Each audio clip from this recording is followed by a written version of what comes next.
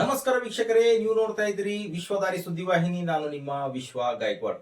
ವೀಕ್ಷಕರೇ, ತಮಗೆಲ್ಲ ಗೊತ್ತಿರುವ ಹಾಗೆ ಏನು ತಾಪಮಾನ ಯಾವ ತರ ಒಂದು ಎತ್ತರಕ್ಕೆ ಏರ್ತಿದೆ ಅದು ಇಡೀ ನಾಡಿನ ಜನರಿಗೆ ಗೊತ್ತು. ಏಕೆ ಈ ಮಾತನ್ನು ನಾನು ಹೇಳ್ತಿದ್ದೀನಿ ಅಂದ್ರೆ ವೀಕ್ಷಕರೇ, ಯಾರಿಗೆ ತಲೆನೋವು, ಜ್ವರ, ಜನರಲ್ ವೀಕ್ನೆಸ್ ಯಾರಿಗಿರುತ್ತೋ ಅವರಿಗೋಸ್ಕರ ಬೀದರ್ ಸರ್ಕಾರಿ ಸಾರ್ವಜನಿಕ ಆಸ್ಪತ್ರೆಯಲ್ಲಿ ಹೀಟ್ ಸ್ಟ್ರೋಕ್ ವಾರ್ಡ್ ಅನ್ನ ರಚನೆ ಮಾಡಿದ್ದಾರೆ.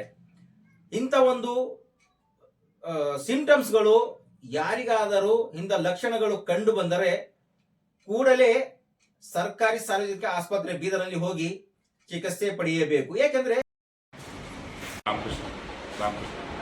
ಇವಾಗ ಏನು ಬೀದರ್ ಸಾರ್ವಜನಿಕ ಆಸ್ಪತ್ರೆಯಲ್ಲಿ ಏನು ಹೀಟ್ ಸ್ಟ್ರೋಕ್ ಏನು ವಾರ್ಡ್ ಮಾಡಿದಿರಲ್ಲ ಸರ್, ಅದರ ಮೂಲ ಉದ್ದೇಶ ಏನು ಸರ್?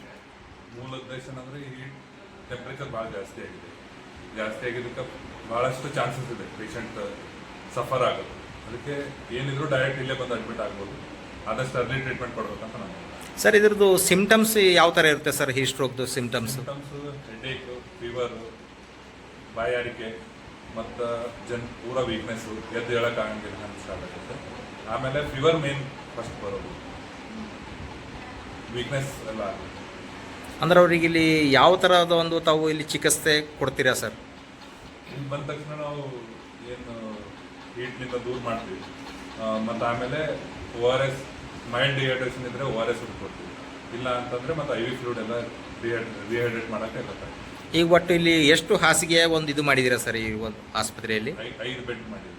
ಒಂದು ವೇಳೆ ಪೇಷಂಟು ಜಾಸ್ತಿ ಏನಾದರೂ ಹೆಚ್ಚು ಕಂಡು ಬಂದಲ್ಲಿ ಆವಾಗ ತಾವು ಹೆಚ್ಚಿನ ಬೆಡ್ ಮಾಡಬೇಕು, ರೆಡಿ ಮಾಡ್ತೀವಿ. ಅಂದರೆ ಇವಾಗ ತಾವು ಜನರಿಗೆ ಏನು ಹೇಳ ಬಯಸ್ತೀರಿ ಸರ್? ಸ್ವಲ್ಪ ಸಿಂಪ್ಟಮ್ಸ್ ಕಾಣಿ ಬಂದರೆ, ಈಗ ಹೇಳಿದ ಸಿಂಪ್ಟಮ್ಸ್ ಕಾಣಿ ಬಂದರೆ ಜಲ್ದಿ ಹಾಸ್ಪಿಟಲ್ ಬರಬೇಕು, ಬಂದು ಟ್ರೀಟ್ಮೆಂಟ್ ತಗೋಬೇಕು. ಅಂಜಿಕೆ ಪಡೆಯೋದಕ್ಕಿಂತ ಜಲ್ದಿ ಟ್ರೀಟ್ಮೆಂಟ್ ತೊಗೊಂಡ್ರೆ ಚೆನ್ನಾಗಿರುತ್ತೆ. ಇದೇನು ಸರ್, ಏನಿದೆ ಚಿಕಿತ್ಸೆ ಇದೆ 24/7 ಇಲ್ಲಿ ಅವೈಲೇಬಲ್ ಇರುತ್ತಾ ಸರ್? ಡಾಕ್ಟರ್ಸ್ ಆಗಲಿ, ಸ್ಟಾಫ್ಸ್ ಆಗಲಿ, ಯಾರೇ ಆಗಲಿ around the clock doctors staff ಎಲ್ಲ ಅವೈಲೇಬಲ್.